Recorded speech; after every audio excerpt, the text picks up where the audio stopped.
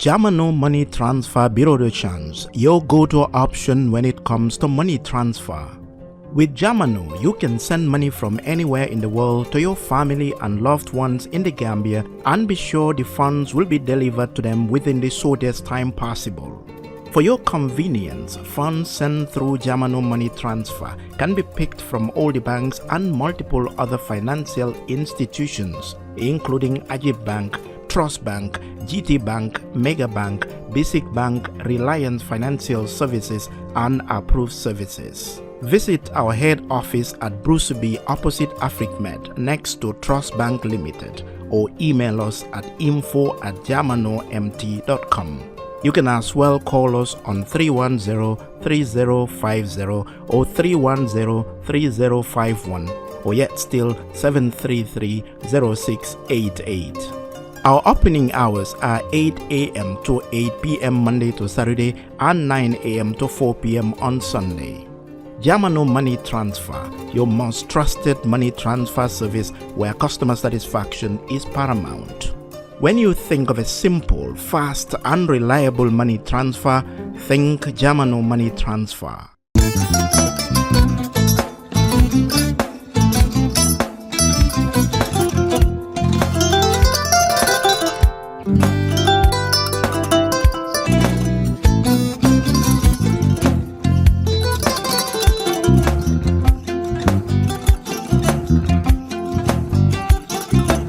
Agada di. Mbijan aganya. Albaka. Mbaka important. Yo, nga transfer la sto. Ya transfer la sto. Ha, code nyenji. Okay. Important. Nsila ID soto. Ah, sa soto. Sorry. Agada di. Mbijan bro. Albaka. Mbaka. Bara alla service o tariaka. Ah, bare mo ki janna nun kunu bara tariaka. Ah, janno mi yona forest de bureau. Gambia tonkon na no mbali ya bere. Ha. Birim koyna fo katon. Bari si kodo kino katon nim fo bolon labe ko. 56 branches mola sota Gambia jam. Ha? Ha. Gambia kono ani Gambia bantala bankol. Nka kono kiya bere. Kodo sifa fo falindiro fo nyaadi lafta memmen na kodi to poto nin kodi maraw. Jannom number 1 di nyonta. Andum fana nata anoda enterprise sotale. Wolam nyindi ko domorol fana kol fana be firale de dadi man domorol di fana beteat. Gambia dawda yalo ngam fa kendol sotale je. Ha e wo moyo diat ha. Apelenta barka ba ya lafta nyelan kendol e bina. Yalo bukani la ko la barka ba. Yalo ndel chosano lo. Barka.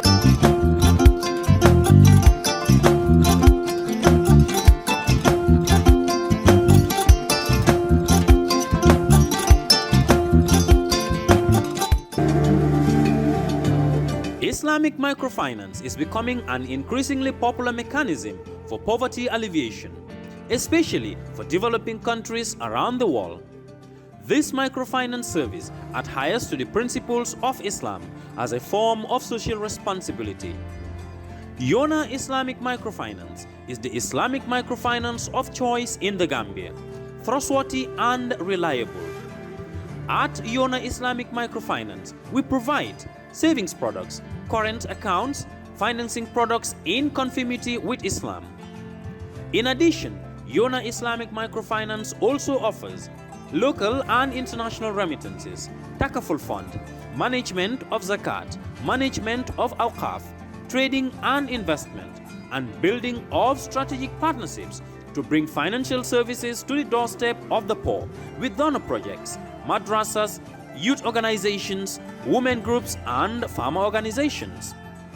Make a choice with Yona Islamic Microfinance today.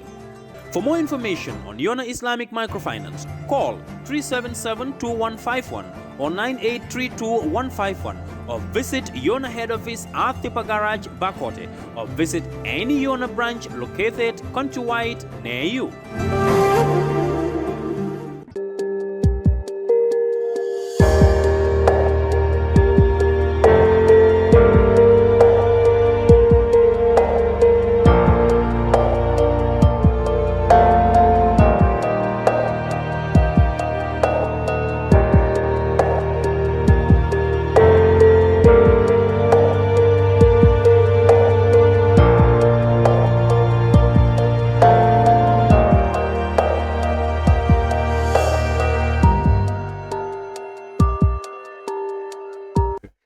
Hello and welcome to the Brunch on Kerpatu Live. This is our weekly look at our current affairs, and that is issues that have dominated the news in the past 7 days. Today, the fallout from the revelation by the Republic online outlets alleging impropriety in the handling of the sale of former President Yahya Jammeh's assets continue to reverberate around the country. The President of the Republic was the one to weigh in the crisis. He addressed the nation saying that his government will look into the root and branches of the whole case and said an investigation will be conducted. This will run alongside that of the National Assembly, where a select committee has been selected to do exactly that in 120 days. But now, how does the victims of Jammeh feel about this whole thing? That's why I have in the studio Sheriff Kijera. He is an activist and a civic rights defender. He's also founder of the newly civic society organization called Accountability Gambia. Mr. Kijera, welcome to the program. Thank you, Lamy. Thanks for having me. Good. Mr. Kijera is well known to be the maiden chairman of the Victims Center. That is the group of Jammeh victims, that people who suffered through one way or the other during the 22-year tyranny of former President Yahya Jammeh. Now, Mr. Kijera, let's go straight to the point. Before we go into what happened after the revelation, I want to ask you, since you left Victim Center as the chairman, you've been in close contact with victim affairs and went on to found this civic society organization called Accountability Gambia. What does that mean? Well, thank you. Accountability Project Gambia was established in January 2023. Yes, whatever. Yes. Okay, go ahead. Basically, it was established to provide a platform to raise awareness about the human rights laws and customary international laws, for that matter. Basically, also to strengthen individual through outreach and training programs about the laws of the Gambia. Okay. Excuse me. And the customary international laws. Yes.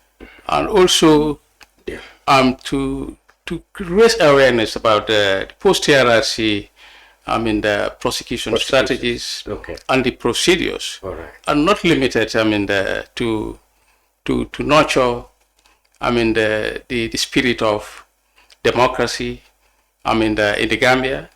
So basically, that is, the reason, why Accountability Project has been established, and to also support the government, in the post-TRRC, the implementation programs. Okay, that's very good. And so far, what have been your programs of activities, if any, have you embarked on? Currently, we're working on our sensitization programs. To reach out to the wider, the Gambian communities in the rural areas, to sensitize them about, the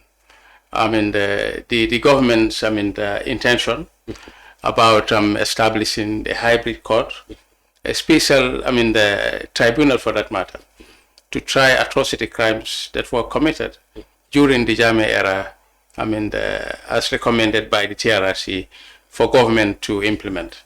So basically, that is what we are doing at the moment. And also, we are following the development on the sale of the Jammeh assets. Exactly. Couple of months ago, actually, we had a program with the By the People, for the People show. Yeah. To promote our agenda to take up the matter, with the relevant court of, the jurisdiction, to see how we can hold the government accountable to make a full disclosure. And that was before the whole independent republic story. Yeah, that was the whole republic story. So that was about 5 months ago. 5 months ago? Yeah. So you have always smell a rat. Yeah, That's we have something- always been advocating for that. I mean, for the government to make a full disclosure on the sale of, the seized, the frozen Jammeh's assets.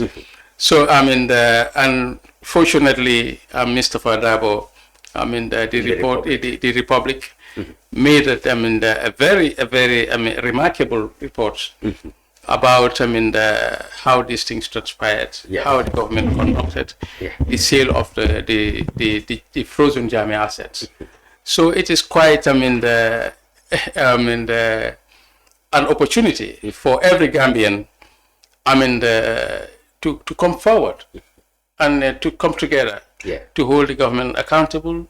To make sure that the Jammeh Commission report is fully implemented to the letter. Okay, since you plunged into the matter, let's go into it right away. The Republic revealed that there have definitely been, to say the least, conflict of interest in some transactions, and people have seen that the procedures were allegedly not followed, and transparency was not actually in existence in terms of the disbursement or the sale of the this thing. Now, following that, we saw what happened. A protest group spontaneously sprang up, calling themselves Gala, Gambian against looted assets, etc. We had them clash with the police in the initial stages, and later they were let free to demonstrate. They made a point that and made some demands, which we saw incidentally been met by the government, and we saw what observers said. Something that looks like the government is rattled over this matter. They came out, met the first demand, that is, release the detainees themselves, the protesters themselves, unconditionally. Secondly, release the full details. Well, actually, something that looks like a full detail list has been released. This nation, the government, the president should address the nation, and we did. The president also came to, address the nation. So, in a way, the government bowed to pressure from these protesters. Now that the list has been released, there seem to be still people who are still asking questions. As far as, for example, the revelations that there have been items that have been sold way below their expected or maybe logical price. What do you learn from all these, the protests and the subsequent release of the list? Well, I think the actions of Gala has been quite astounding and quite remarkable, for that matter. I think by all indication, I think there is a sea change in the political sensibility of Gambians. People are more aware. People know their rights. I think the departure of Yahya Jammeh, during the 2016 presidential election, has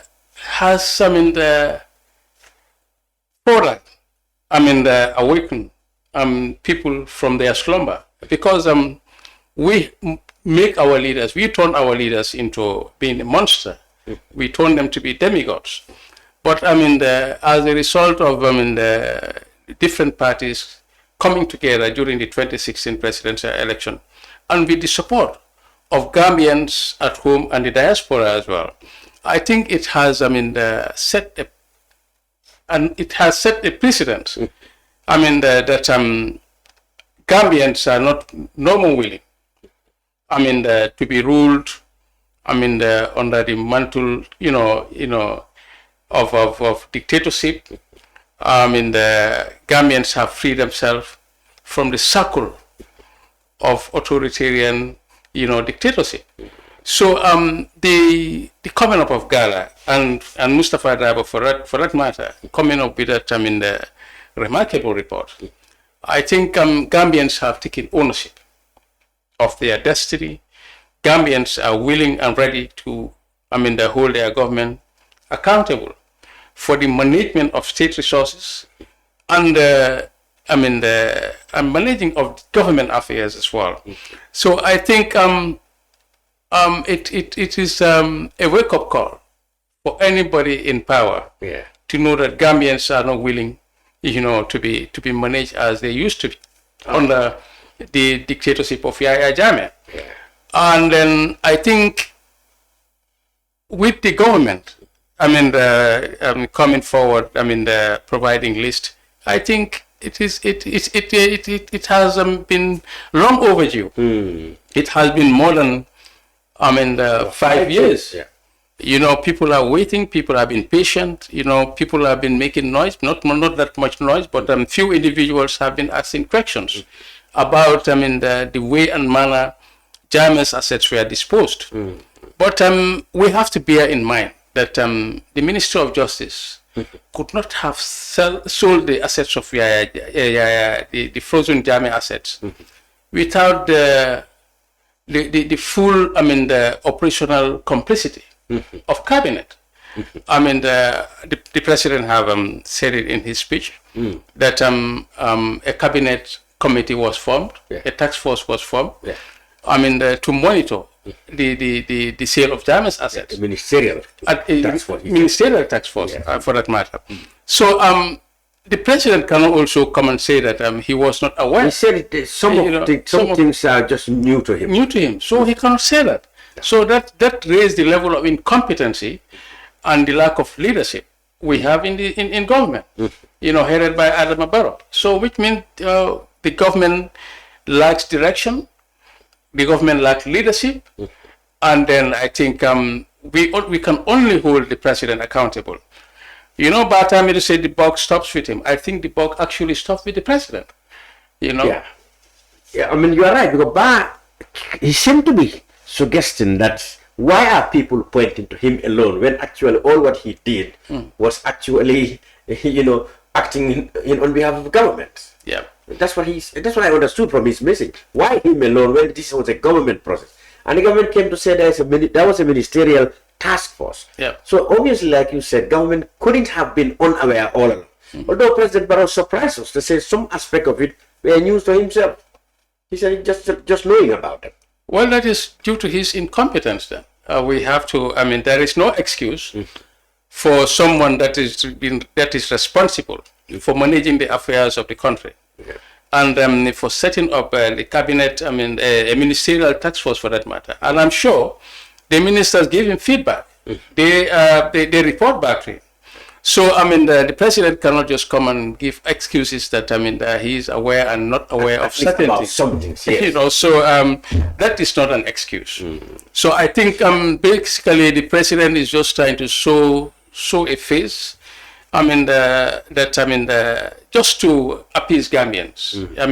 To keep the situation calm for a little bit. Or to lift the pressure. Apparently the Gala group wanted to sustain pressure in many things. They even said they're going to stage another protest over GPA allegations.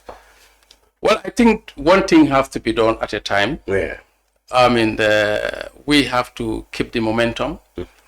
At the heat of the moment, I think more concerted efforts need to be, on the table from across all, the stakeholders, the civil society, and the grassroots as well. The grassroots, are very important in this process because we need public support, the support of the country, the nation, to make sure that, we keep the momentum. We keep, because the habit with Gambians, the attitude, we can put the pressure for 1 or 2 weeks. And then after 2 weeks, it died out. So I think, we should not forget that, billions of, state assets, resources, have been just plundered. So I can assure you, after the departure of Adama Barrow, there will be another financial commission to investigate the dealings of the former president. Okay. We have always been warning President Barrow, to be mindful of that. But you can't be surprised. Barrow surrounded himself with undesirable elements that destroyed Yahya Jammeh. They're supposed to be advisors. Yeah. So the same people that destroyed Yahya Jammeh, are the same people that Barrow, surround himself with. They are the one that give him bad advice. Couple of days ago we had a cabinet minister, threatening the arrest of Esafal and Rohimali Flo. That is very unbecoming. I mean, I don't think, I mean, a government minister should speak, I mean, in such language. It is very unethical, very unprofessional for that matter. You know, as we are in the process of, I mean, bringing healing process actually to heal the nation from the past authoritarian, regime, the brutality that were meted out on Gambians. You know, people are trying to heal. It was the President Adam Barrow who said, I mean, established the TRRC. I mean, to investigate the atrocious crimes that were committed during Jammeh era. So I think it should have been a learning lesson for everybody. That, I mean, never again, that Gambia go back to the horrors of oppression. So I think everybody should be mindful about that. Okay, let's talk about how the victims feel about this. I mean, former, foreign, rather Minister of Justice Bartambi was, so many times quoted as saying that, well, as somebody who presided over the tyrannical regime itself, Yahya Jammeh's assets should go to reparate the victims of his regime. He said at the time that a lot of money, 300 million, if I'm right, had been put aside for those reparations. You've been in the victim center as head. Now, what happened since then to now? Because as far as I know, well, yes, there has been now a reparations committee has been set up, but reparations are still issues that are yet to be addressed. Well, I don't think we don't have a very serious government, to manage the affairs of victims. The government is not serious about, managing the affairs of victims. They are not very much concerned about the victims. Initially, during Bartambe's tenure in office, the government made an initial contribution of $50 million to the Reparation Trust Fund. $12 million was, spent by the TRRC, on victims that went, for medical treatment. Yes, we are in need of urgent. And some of these victims also benefited through medical treatment programs within the country as well, and giving them also livelihood support as well. So $38 million was left, which was shared among 671 victims as initial reparation, payout. Yes. Those 20,000 here, 30,000 here. Those that were awarded total package of $50,000 were given a one-off payment of their $50,000. But those who, according to the let's say the scheme adopted by the TRRC, the reparations structure. Yeah. There are others whom they found that their whole reparation would be about 50,000. 50,000. Those were given 50,000. Yeah, they were given a one-off payment of 50,000, or the amount that they received that was not more than 50,000. Okay. So those that that were awarded more than 50,000 were paid 19%. And then the other things, the government will complete. The government will complete the payment. So, but the TRRC, recommended about $237 million. $237 million To be paid out to about 1,009 victims that were qualified to receive reparation. Okay. But out of that 1,009 victims, 671 benefited from the initial, reparation payment. So, the government still owes the victims about $199 million, which is peanuts. Absolutely. Compared to what the government is intending, to spend on the prosecution of Yahya Jammeh and the other perpetrators. The government, I think, is thinking of about $60 million. Yes. For the post-TRRC prosecutions. Yes. So that is about more than $4 billion. $4 billion. Yes. Compared to the payment awarded to the victims, about $237 million. And it's the victims that are more important. That are more important. You must have had Honorable Mike Fati.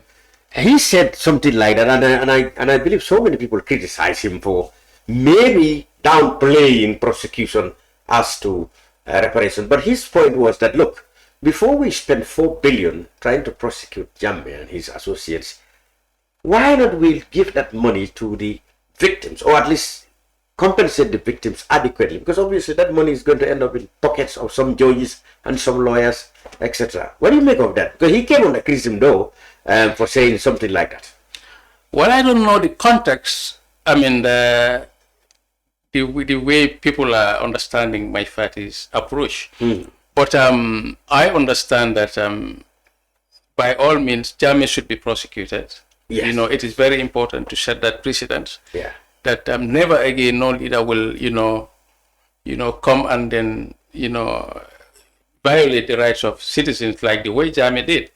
But it is also important to know the welfare of the victims is very important. I mean, you cannot use $4 billion to prosecute a handful of perpetrators while their victims suffer. Because, I mean, you have so many victims, I mean, that have serious medical issues, and the government is not doing anything about it. I think most of that money will end up, in the pockets of, officials, Lawyers and judges, and government officials, for that matter, organizing conferences, per diems, travel expenses, and all that, while victims continue to suffer. So I think the government need to,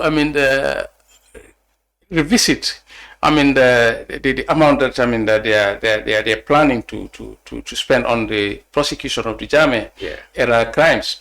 I understand there were reforms and legislations for that matter about the special accountability mechanism bill that will cater for the establishment of a special tribunal. Yes. Or for that matter, an international crimes jurisdiction within our court system.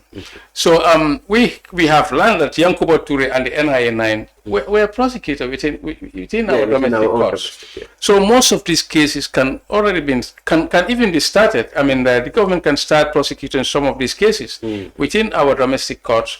I mean, the concerns that they were having, there were some of these legislations, to accommodate, international crimes, the laws within our court system. And I think now that we have a special international crimes division within our court system. So some of these cases can be tried within our court system. So Jammeh, for that matter, is not in the country. We can have it a residual mechanism somewhere within the region, like Ghana or any other country, to try Yahya Jammeh there. But I think the amount that the government earmarked, for the prosecution is too much. Compared to what has been earmarked for victims. So which have not even come in anyway. Haven't come through. So a government that is depending its justice system entirely on donor funding. That government is not serious enough. Especially in the light of the American government's policy, new policy now. So I think the government should start looking into resource mobilization, within the country itself. So we have always been advising the government for the president to establish a presidential fund that will do resource mobilization locally. The government did it before during the CAF, the African Cup of Nations tournament. So, and which was very, the people responded very well to the call of the president. So I think the government can do that as well. I think government should show commitment that it is serious with the prosecution of Yahya Jammeh, and should make the initial commitment of funds. So international support will just complement whatever government put on the table. So you cannot depend entirely on donor funding. For dispensing justice. I don't think that is acceptable. And what do you make of government saying now? Well, we have set up now a reparations committee, commission or committee, how do you call it? Now we are ready now to, as they said, look into, in fact, more victims that have not been discovered by the TRRC, to identify them and then to put up a new reparations structure or scheme, and then to start implementing reparations. As far as government is concerned, they said that's a giant step towards meeting the demands of victims in terms of reparation. Because they must have a committee, they must have a structure. Now they've got that in place. Well, it is worth commendable in the first place because the Ministry of Justice, in all fairness, they did a good job in the entire transitional justice project. I know there are challenges when it comes to the reform aspect of it. You know, I mean, it hasn't been quite methodical as it's supposed to be. But I mean, in all fairness, I think the TRRC, is a model for other countries to emulate and to learn from Gambia's, truth-seeking process. So, but the establishment of the Reparation Commission also is a welcome move in the right direction. But if you look at the government's commitment, I mean, the Reparation Commission, I think, the government is still, lagging behind. Okay. So how would this work? Is it not like any other commission, like the Access to Information Commission, the Access to Information Commission, as well as the Human Rights Commission? Is that going to be on the same model? I don't know the mandate. I think the mandate is quite different. The Reparation Commission will look after victims' welfare, paying our reparations. Reparations comes in different forms, symbolic, and many other forms. So the Reparation Commission will take care of all that. So I think now they are working on their strategy, and the framework and all that, how the procedures and all that, how they are going to operate. So they are working on that documentation at the moment. They've identified commissioners. They already identified commissioners. They have already started their work. But the kind of support that the victims need, I don't think the government is doing that at the moment, because the government already put aside $40 million.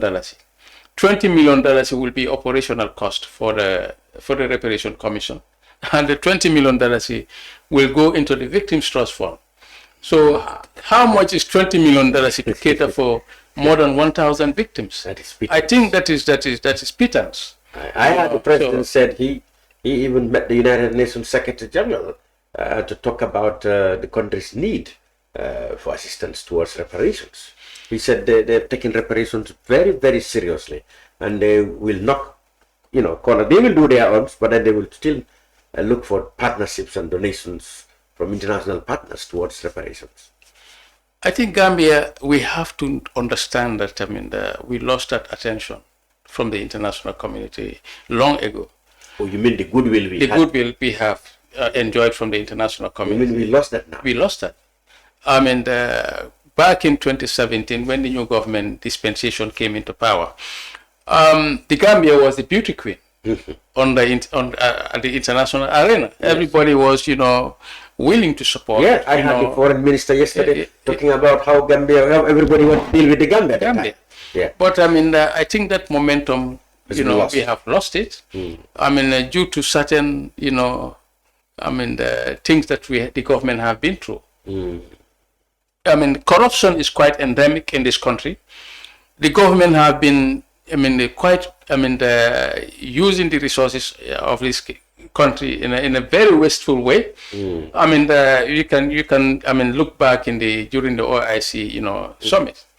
How can a poor country like Gambia, spend about $1 billion on importing vehicles that were just used for a day or two, whilst your people continue to suffer? We have seen the rate of the inflation is in double digit, about 18%. Today, the exchange rate for the CFA, is about 630 to the 5,000 CFA. The pound sterling is about 94. Wow. The euro is about 88 or so. So there is a huge decline, in the economic activities of this country. Businesses are suffering. Do you blame this into mismanagement or maybe poor handling of our economy? Mismanagement. The wrong priorities. And then wasteful resources. Could you imagine? I think we should have been in a period of austerity. The government should have embarked on austerity measures by cutting cost-cutting exercise. Yeah. But rather we are importing more vehicles. You have the cost of maintenance, fuels, and other expenditures. So the government is increasing the public expenditure unnecessarily on luxuries. Is about to open several other embassies. I think we should be closing some embassies. Even the United States is contemplating on doing that. So a poor country like Gambia, we are expanding our expenditure base, whilst the revenue is not. That forthcoming. It's not commensurate with what we are spending. What we are spending. So I think so the momentum is lost. The international loss of confidence in the way the public management of public resources have been done in the country. I don't think that is that goes well with the international community. But then you mentioned OIC. Well, okay, yes, many people criticize the handling of the vehicle purchasing, like you said. Many people still felt that the vehicles were too expensive for a 2 or 3 days event, and then eventually you deploy them to be used by ministers. People felt that expenditure is quite unnecessary and too much for a country that is struggling, like you said, to put its economy in order. But then the government would say, okay, OIC has not been total failure. We've got roads all over now, places that have never known. Roads have not been connected with the network of roads through the OIC, the Madiana, Bruford Road, all other roads like this, Battle Hardin Highway and every other things have been through the OIC. So the government said it's not a total failure. That comes with the package of hosting the OIC summit. But there is no excuse. In further plundering state resources into projects that are meaningless to the welfare and the good of the greater good. So I think the government could have used those resources to alleviate the poverty, and suffering on the mainstream Gambian. People are suffering. The livelihood, the cost is becoming unbearable in this country. There is skyrocketing of, the basic commodities every week in the market. I know it is a global trend, but, we could have, minimized, the suffering of our people by, spending wisely on projects that will yield high dividends for the people of this country. Yeah. To embark on development projects that will add value, and expand the productive base of the economy. But rather spending on useless and flamboyant projects, I think those are white elephant ventures that could have been averted by the states. So yes, the new roads are plus to. Are very good for development, for that matter. But the government always said people don't appreciate that. They don't talk about it. They only talk about negative things. The president, have been quarreling with journalists, quarreling with critics that they don't feel from. They sideline or neglect or keep a blind eye to what he thinks are positive things like high class roads. He said electrification and stuff like that. So he said on the balance of things. People are positive, unfairly focusing on negative things and not positive things. People appreciate very well. The level of development in terms of road infrastructure that the president embarked on.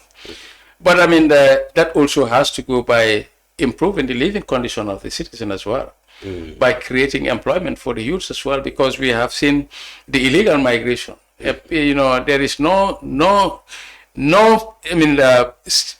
program in place to curb that trend of our youthful population migrating illegally, using these dangerous routes, in the Mediterranean to Europe. So I think more should have been done to encourage investment in the country, to encourage the foreign direct investment in the country. That can only be done when there is peace, security, and stability in the country and the environment. for private sector growth, to flourish in this country. So, recently we have seen the security has been deteriorated very seriously. We have had, several armed robberies within the bank, the business community, even our neighborhoods. So the York culture, it is getting out of hand. The government need to put, policies in place that will curb the York culture in our streets. So government needs to do more. To improve the security situation in the country, and also to improve the livelihood standards. The feel-good factor should be, raised a little bit and be appreciated by the general well-being of our. So you mean the government should not just be boasting about infrastructure, but they should pay attention to actually how people are going by, living on their daily needs and daily expenditures and daily cost of living. You see, this is what should be their priority now. This should be the focused. To expand the productive base of the economy. That will create and generate more employment. For the country, we need to add value. Spend less on luxuries. On luxury, you see. You can go to Saro, the groundnut. What do we do with the groundnut? In 30, 40 years ago, we produce oil, out of groundnut in this country. Yesterday I passed Denton Bridge. I saw plenty of cashew, being packaged there for export. We could have added value, to process those cashew nuts, and export and foreign exchange. So we are depending heavily, on imports, which is consuming, a lot of foreign exchange. That is putting pressure on the dollar. So the dollar is depreciating every day. So we need to look into those avenues, to expand and develop the productive base of the economy. I think that should be the focus of the government. Okay. In terms of cohesion, national, because you people in the human rights business and rights and accountability, you must be interested in the cohesion of the nation. Often you hear people like the Human Rights Organization and some other people saying that the rhetorics coming from politicians is not helping in encouraging peace and cohesion among the people. Like people will talk about tribes, people will talk about regions when they are talking about politics. And then the other day we had people, Bakari Dabo, saying that the money culture is now, killing the quality of politics, because instead of people listening to issues or politics being about issues, it's about money or tribe and other things. How do you think our country should go about addressing this? Well, I think should be a program of reorientation. To work on the mindset of the Gambian people, because we select our leaders from our communities. So even if you change Adama Barrow, you will bring someone else that will think the same way like Adama Barrow. Because everybody is looking after, oneself. People are so selfish, rather than thinking of developing, the welfare of the people. People think about personal growth. That is the reason. That is what the politicians understand about people. The politics of, politics of patronage. Politics of how to, entice the public. That is, a way of anyhow you will do it. Just to get the people, and then I think it's very easy because people are very gullible and the destitution, the level of destitution in this country is very high. I see. People are so desperate. So you will find a family that is struggling to make 1 square meal a day. If you come and give that person 2 bags of rice with $5,000, that person will think that is the end of everything. Yeah. So I think we need to focus on national reorientation program to work on the mindset of the people, to educate them about their human rights, to educate them about the governance, the role of government, the role of our political leaders, and the issues that are more important to the people that are the environment, climate change, and then, education, health. These are issues that, I think civil society should work on to put more energy on into those efforts, to sensitize the public. You cannot just come and say, this is your right to protest, this is your right, without showing them, the right to, make a living. I think that is the most important fundamental aspects about educating our people. One should know how to make a living on their own, rather than being a dependency on others. I think we need to work on that mindset at the grassroots level, at the primary school level, to bring the next generation to that level. How to hold their leaders accountable. No political leader should expect your population to praise you about the development work that you are doing. It is your duty and responsibility, because it is taxpayers' money that you are using to embark on those development projects. Yeah, but at least if they did well with that taxpayers' money, at least they deserve some pat on the back. Absolutely, they deserve commendation from the public, but no political leader should, make that an issue. Okay. You shouldn't make that an issue. At least every human being need to be appreciated for the good that you are doing. So, but I don't think that should be a problem. Yeah. For the political leaders, to make that a point that the journalists or the media, are not really praising them for the good job that they are doing. Yeah. If you are doing a good job, the population themselves will appreciate what you are doing. Especially if politics about issues, because you see the problem we have in Africa and most places, politicians are to blame for this. They take politics from issues to regional and tribal things, and when politics is not about issues, you may do a whole lot of good work for the population, yet they won't appreciate it, because it's not about issues, it's about where you come from. If you present yourself that you care about where you come from or which tribe you speak to, then politics become not an issue. You may build a mountain of diamonds for some certain area, but just because they think you belong to a different tribe, you don't get their votes. You can do nothing for some other area, yet they will appreciate you because they think you belong to them. So these are the things that I think, and most observers think, we should try to do to make sure politics about issues only, and not about tribe or about money. I think that should start with the leadership of the country. Especially the government, because most of the time development projects are only catered for regions and areas that are in support of the incumbent. So most of the time, like you go to the State House, the president will receive the Fuller community or the Mandinka community. Or what are you encouraging? You are encouraging tribal politics.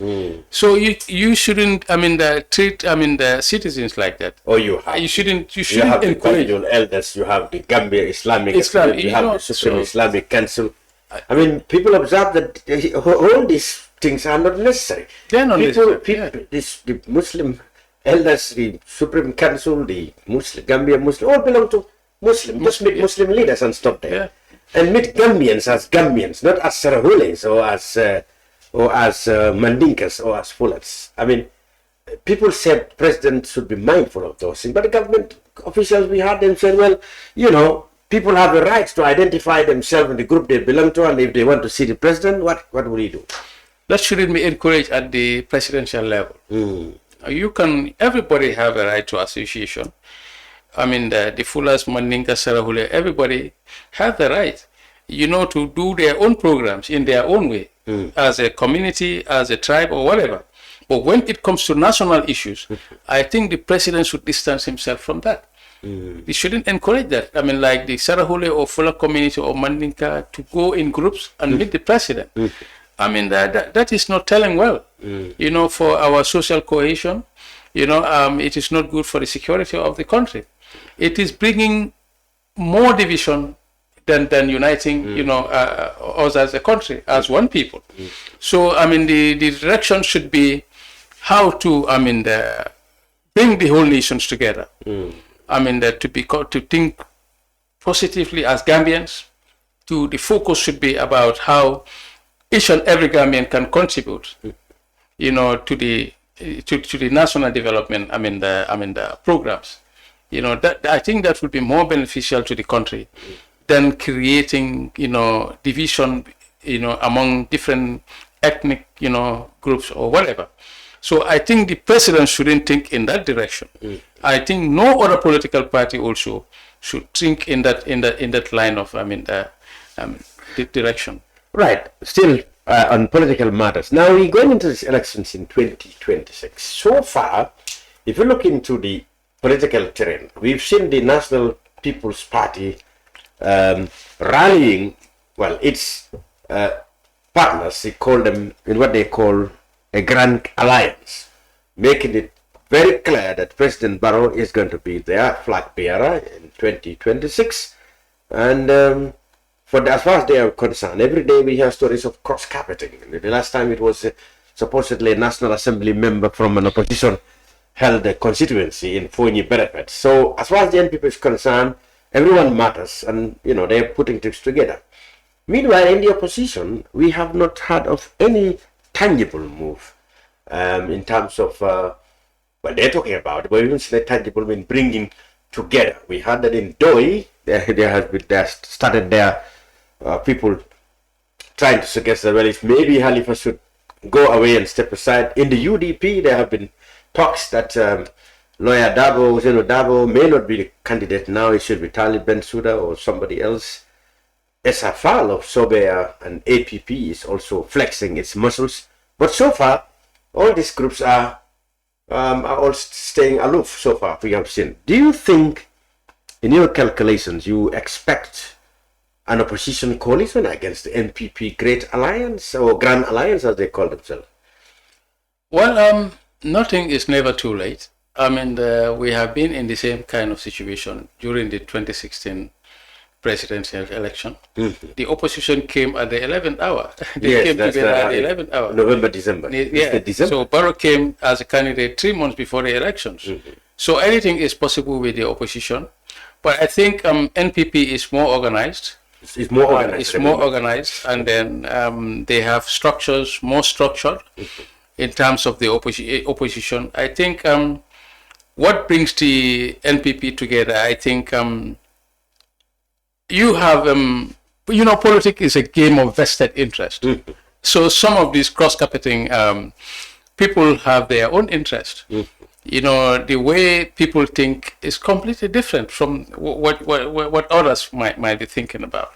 So people are more serious in personal gains, personal development, than national development. Okay. So, so some of these, they are not together because of ideological, similarities or just for personal interest.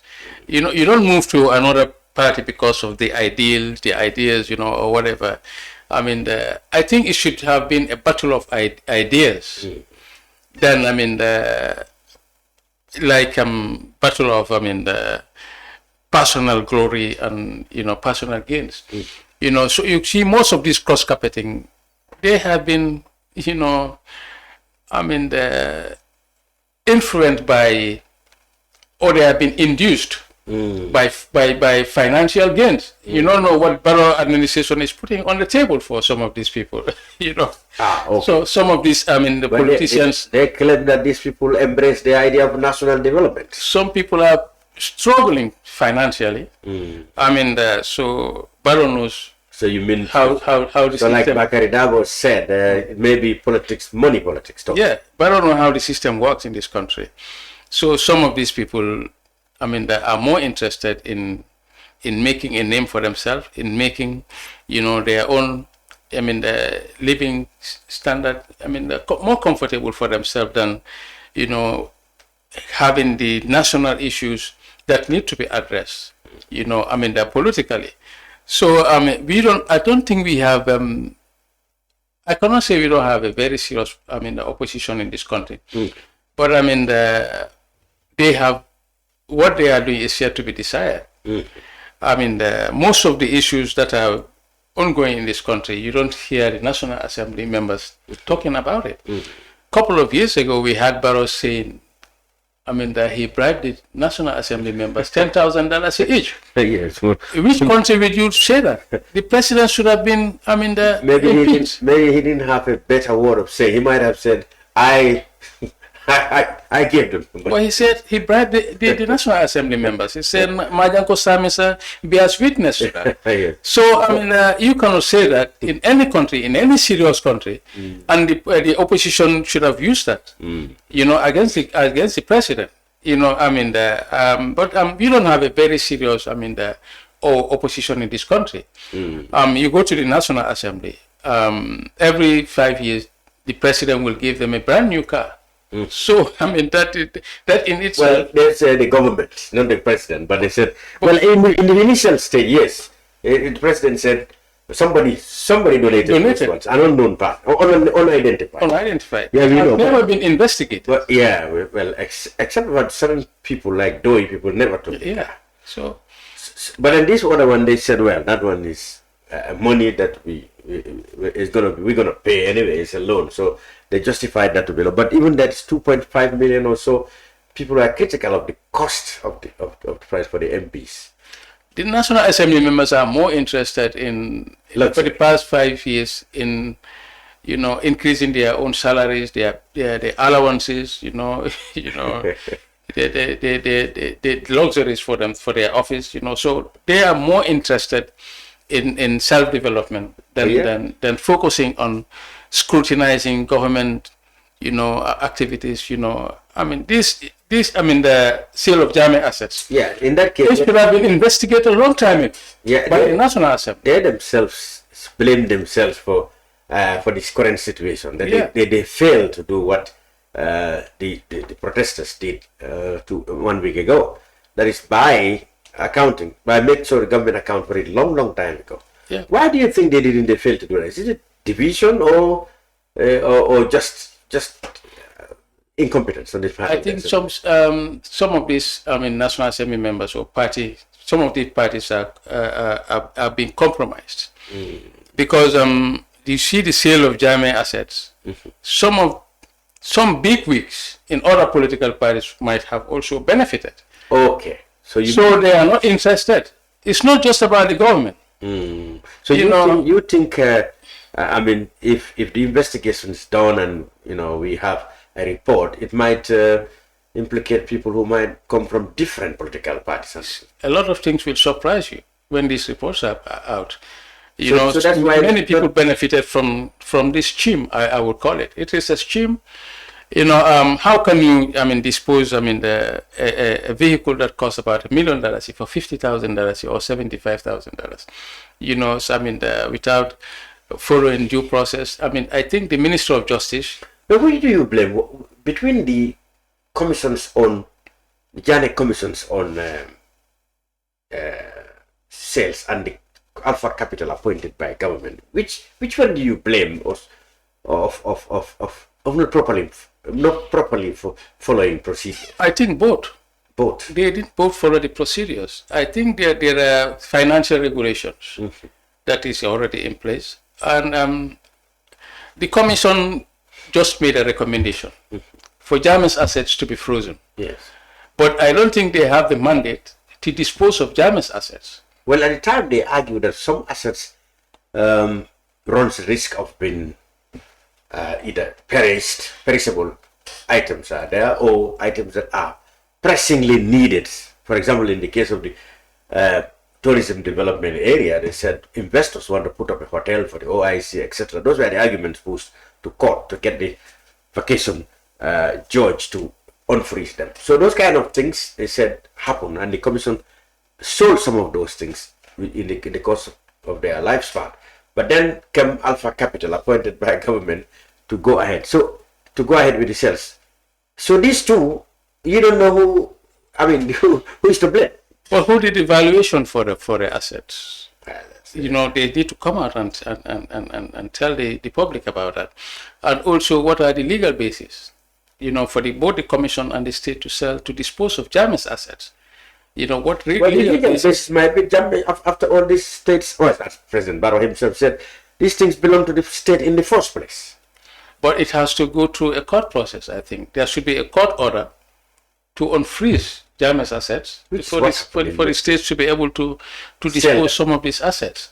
So, but I think there is an injunction at the court that some of the government should halt. Yes. I mean, disposing Jammeh's assets. Yes. That's happened eventually when Tariq Musa, is it Tariq Musa or M.A. Karafi and others went to and court. the others, You know, so I think the government also, I mean, the way they handle the matter, I think they handle it with emotions, because there are procedures and laws that govern, I mean, every aspect of how government operates.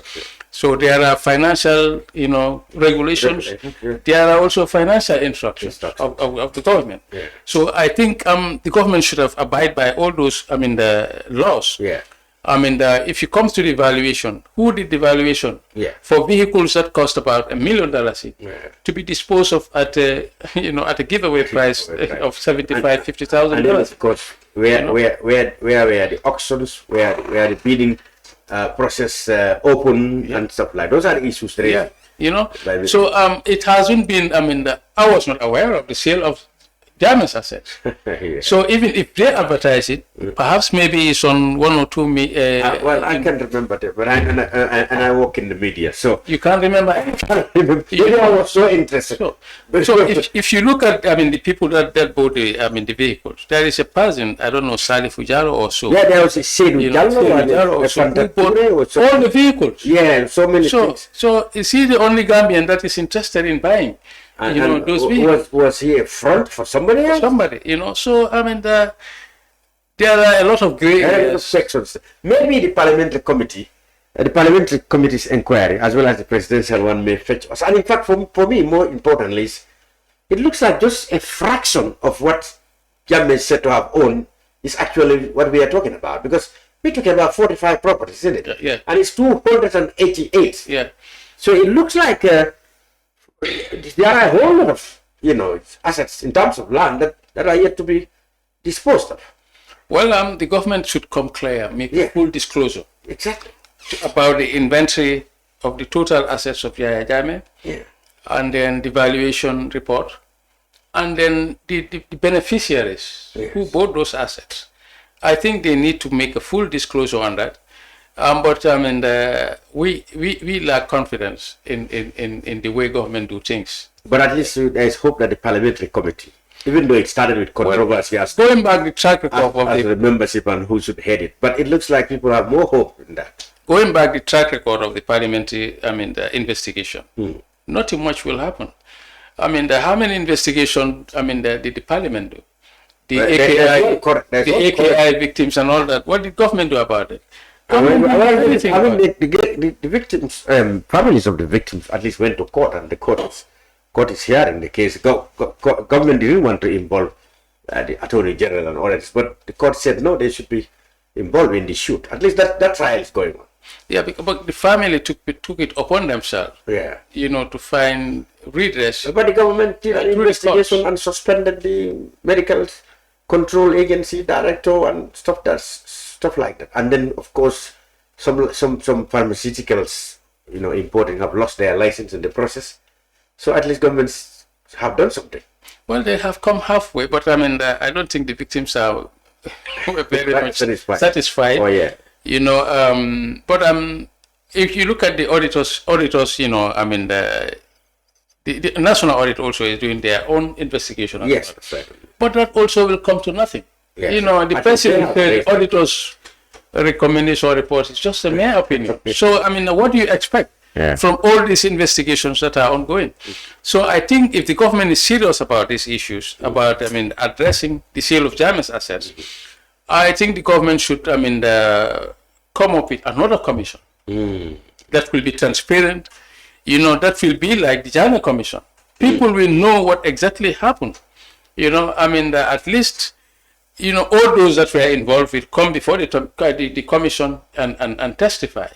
So at least it will be transparent for the whole country to see, you know. But I mean, that this, you know, behind the doors, I mean, the investigation things, you know, I don't think people have much confidence in them at all. Let's finally deal with the constitution. You know, the government had to temporarily withdraw it from that previous session of the National Assembly, hoping that negotiations will gather momentum and probably a consensus will be found by June, when it's expected to come back. What do you think are still the sticking points that needs to be ironed out? Well, I think we need a national consensus about, I mean, the constitution building. I think the manner and the way the government approach this thing, I think it is wrong. The government established the Constitutional Review Commission and spent more than $116 million on that commission. A report came out for that to that effect, and then, you know, it was killed by the same government, you know, in the National Assembly. Well, So they said that they didn't even have MPs at the time. They couldn't have killed that. They said the MPs killed it, not the government. well, well, the government can come up with any kind of excuse, but I mean that we know what the level of the efforts that the government did, I mean, in the House to kill that bill. Basically, the minister was sitting on the fence. He did not do anything or did not do any effort, you know, to promote that bill in the National Assembly, as he used to do with other bills. He could have done more. I mean, to pass that bill, at least go to the second and you know, reading and all that. But nonetheless, even with that bill, there are contentious issues that could have been, you know, easily sorted out at the National Assembly level, you know, before they can kill that bill. But okay, coming to the new draft that the government presented to the National Assembly, 2024. if I were the National Assembly members, they would have make amendment to the current draft at the National Assembly. You know, there are two things that stand out. The plus 50%. That is absolute majority. Absolute majority. For and the term limit. Electing the president. And the term limit. I think these are two areas that we there are other areas like you know, excessive powers to the president to do appointments without resorting to vetting by Parliament. All those issues could have been amended at the National Assembly level. You know, if at all we are and transparency. If at all both the government and the opposition are really serious in the Anti-Corruption Commission. I mean, there is a provision that you can come and declare, but when you are leaving, you shouldn't declare. You shouldn't declare. So all those things need to be addressed. I think it is a borrowed constitution, but I mean, we can come.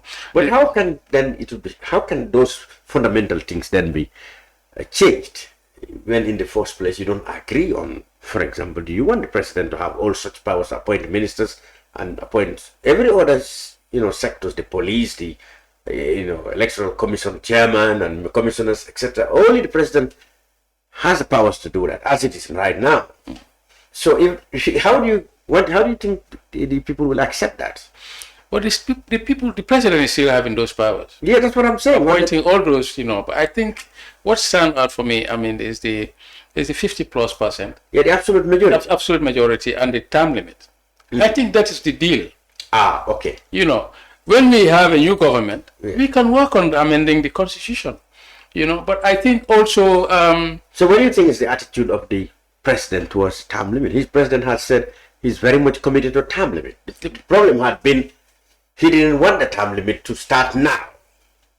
Barrow is not interested in term limit. Barrow knows what is waiting for him. There will be another commission after Barrow left office. There will be. But if there will be, then that means even if he goes for 4 or 5 times, there will still be. But I mean, at the end of the day, he's just buying time. You know what is the presidents or head of states, the way they think, you know, they think everybody is a fool. Jammeh was also doing that. Jammeh thought he would be here for 1 billion years. Yes. You know, he never thought that he will be out from power. I think not in the manner it happened. Yeah, Barrow should learn from both Yaya Jammeh and Macky Sall and do the right thing. You know. And the right thing according to is what? Yeah, you do the right thing. It is never too late. You know, Barrow actually is not like Yaya Jammeh. At least, he's very respectful. The Gambians, at least we have at least some level of, the respect for the human rights, and democracy also, you know, is growing. So I don't think he is that bad. He just surrounded himself with some undesirable elements. You mean he is not as bad as Jammeh used to be? He's not as bad as Jammeh. So he's at least he listened when these populations make a noise. He listened. He come back. Yes, he comes. You know, he comes back. You know, he is not arrogant, like or brutal, like like Yaya Jammeh. Yes. So at least he listened to the people. So I think we should give him that credit. Yeah. He should also be encouraged, you know, to dislodge himself. Okay. From the people that he surround himself with. The Jammeh camp that he brought, you know, within his circle, are the same people that he destroyed Adama Barrow. And some of these, the senior officers that are around him, like for instance, Dema Sabali, you know, the way those people talk is so destructive to the kind of leadership we have in this country. So I don't think Barrow is a bad guy, but he needs to work, you know, within his inner circle, you know, and dislodge himself from the camp that he surrounded himself with. I think that is his main problem at the moment. He's getting the wrong advice. He have 1,000 advisors, but he's getting no advice at all. You know, so those are just political, you know, the positions that he just used to, compensate, you know, some of these political opponents that came to join him. So, but they are not doing a job. I wonder even if they have a file on their table that they are working on. Okay. So that is the problem we have in this country. All right. Finally, Mr. Kijera, let's go back to the victims. Well, you're no longer the head of the victims center, but you're probably keeping an eye on how things are working there. They came out with a statement condemning what they believe was lack of transparency in the manner that Janek, or rather the sale of former President Ms. assets. And they also made a clarification because they said the APRC was saying millions and millions of people and money had been spent on reparation. They want to know that. Would you like to comment on that? I think first of all, you said about yes. How is the center on now? About the way they are handling this. The reparation issue. Exactly. I think first of all, I think the government needs to mobilize resources. They shouldn't be depending on donor aid. Yes. To pay reparations to victims. Yeah. 200 million for that matter. It's not that much money for government to pay out to the victims. Yeah. Currently, you have victims that need urgent medical attention, like Umi Jain for that matter. So, those are victims, and Umi Jain, you know, Seni Senghor, Yusuf Mbai, and many others. They need urgent medical attention. They need to be, you know, government need to take care of that. To make sure that they provide what is needed. To make sure that these people receive medical attention. You know, we are losing most of these victims. You know, every now and then you hear one of them is gone. Yeah. So when when are those people going to benefit? Yeah. You know, from any sort of form of compensation that the government, you know, should be giving them. And then secondly, these Jammeh assets. The bus driver was well aware of the dubious sale of the Jammeh assets. So Barrow can never distance himself from that. He should be on top of that. To disclose to make a full disclosure, to make sure that the government make a full disclosure, and to set the record straight, to hold those accountable, that are responsible, for misappropriating, those funds. And he mentioned that, the government, I think the fund that, they received from the sale of Jammeh's assets is close to about 1.4 billion. Yeah. According to the president, they use those, the funds in development programs. Yes. But what development programs? The funds, the government promised, that to use part of that fund to pay out reparations. Yes. So that is the quarrel the victims have. What happens to those funds? Yes. So the victims should have been paid Exactly. one-off payment. Yes. If you are awarded, that's what I'm telling you. That's where the quarrel, the victims quarrel in their press release. If you look at what they say, is what happened to the money. You said you are committed to paying reparations. You said you raised 1 billion from the sale of Jammeh's assets, and you just ignore the victims in reparations matters and spend the money hurriedly on other things. Yeah. So that's why the victims have their own quarrel about not just what has been sold or who sold what, but what happened to the money that has been realized from it. Yeah, what is $200 million to spend from 1 billion? 1 billion. So government could have, I think the Reparation Commission and all that, it is unnecessary. Absolutely. It is waste of resources. The government just, appointed about 7 commissioners. Yeah. What is the rationale about, appointing 7 commissioners just to pay our reparations to victims? It's waste of resources. Absolutely. The reparations could have been handled by a unit. Yeah, on the one minister. The money has been raised already. That is from if the government told us that monies to reparations should come from Jammeh's proceeds of Jammeh's asset. Yeah. You got 1 billion from there, and you did not pay reparations. It took you 5 years, victims died, and you still want people to believe that you are committed to the welfare of the victims? They are not really serious about the welfare of the victims because it's the way the government is handling the victims issue. It's like the Minister of Justice is playing the game of ping pong with the victim. They will come, with their narratives, come in front of the camera and say big things, that will, motivate the victims and encourage the victims, to be patient. Yeah. So, but the government is not doing much Absolutely. to address the welfare of victims. Those victims that need medical attention should have been taken care of. Government is spending millions of dollars. Recently, the president's mother, how many millions they spent? Well, didn't they About say $3.6 million? Didn't they say or $1.4 million? Yeah, but didn't they say that was sponsored by Senegal and that 3.5 million is for other is for other expenditures, not just one trip. But they say at least 1.4 million was spent on per diems, on those that escorted the president's mom. That's right. So how about the victims that are suffering? Yeah, the government could have spent $5 million to cater for about 4 or 5 victims to receive medical attention.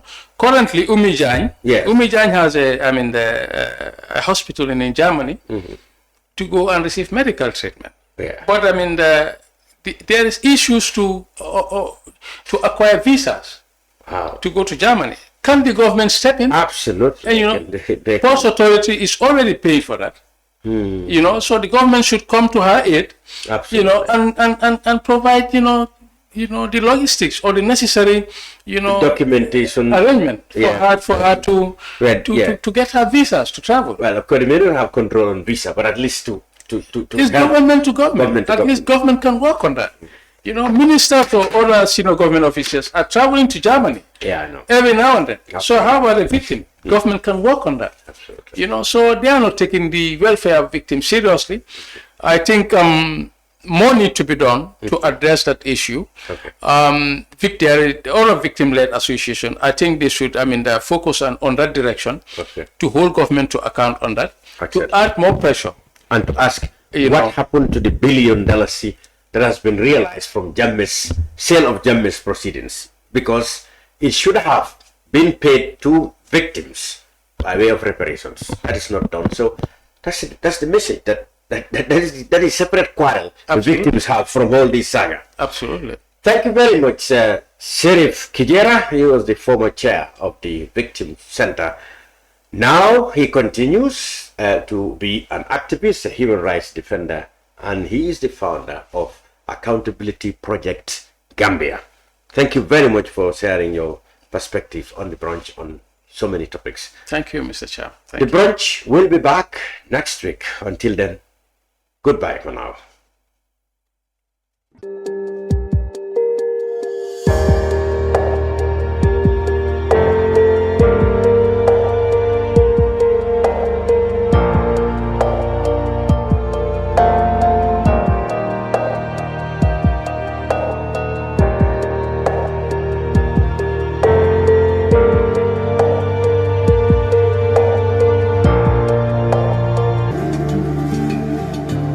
Islamic microfinance is becoming an increasingly popular mechanism for poverty alleviation, especially for developing countries around the world. This microfinance service adheres to the principles of Islam as a form of social responsibility. Yona Islamic Microfinance is the Islamic microfinance of choice in the Gambia, trustworthy and reliable. At Yona Islamic Microfinance, we provide savings products, current accounts, financing products in conformity with Islam. In addition, Yona Islamic Microfinance also offers local and international remittances, takaful fund, management of zakat, management of awqaf, trading and investment, and building of strategic partnerships to bring financial services to the doorstep of the poor with donor projects, madrasas, youth organizations, women groups, and farmer organizations. Make a choice with Yona Islamic Microfinance today. For more information on Yona Islamic Microfinance, call 377-2151 or 9832-151 or visit Yona head office at Tipa Garage, Bakote, or visit any Yona branch located countrywide near you. Jamano Money Transfer Bureau de Change, your go-to option when it comes to money transfer. With Jamano, you can send money from anywhere in the world to your family and loved ones in the Gambia and be sure the funds will be delivered to them within the shortest time possible. For your convenience, funds sent through Jamano Money Transfer can be picked from all the banks and multiple other financial institutions, including Ajib Bank, Trust Bank, GT Bank, Mega Bank, Basic Bank, Reliance Financial Services, and Approved Services. Visit our head office at Bruceby opposite AfricMed next to Trust Bank Limited or email us at info@jamanomt.com. You can as well call us on 310-3050 or 310-3051 or yet still 733-0688.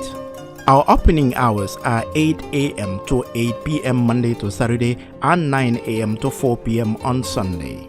Jamano Money Transfer, your most trusted money transfer service where customer satisfaction is paramount.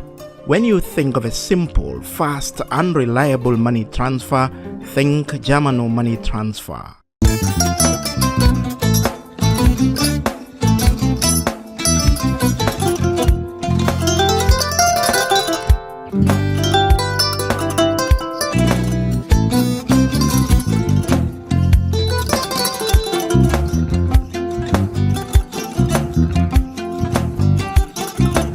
Agada. Mbijan aganyadi. Albaka. Mbaka important. Yo, nga transfer la sto. Ya transfer la sto. Ha, code nyingi. Okay. Korsa. Nsila ID soto. Ah, saso no. Sorry. Agada. Mbijan bro. Albaka. Mbaka. Bara alla service o tariaka. Mbale. Mo ki janna nun kunu bara tariaka. Jannom yona forest de bureau. Gambia tonkon na no mbali ya bere. Birim koyna fo kato. Bari si kodo kino kato ni fo bolong blabe. 56 branches mola soto Gambia jam. Ha? Gambia kono anin Gambia bantala bankol. Nka kodo kiya bere. Kodo sifa fo falindiro fo nyaadi lafta memmen na kodi topoto nin kodi maraw. Jannom number 1 di nyonta andum fana nata anoda enterprise sotale wolam nyindi ko domorol fana kol fana be firale le dadi man domorol dil fana beteat Gambia dawda yalo ngam fa kendol sotale je wo moyo diat apelenta ni wo ka ni na lafta nyelen kendol bina yalo bu kanyi la ko la baraka ba yalo ndel chosano lo abaraka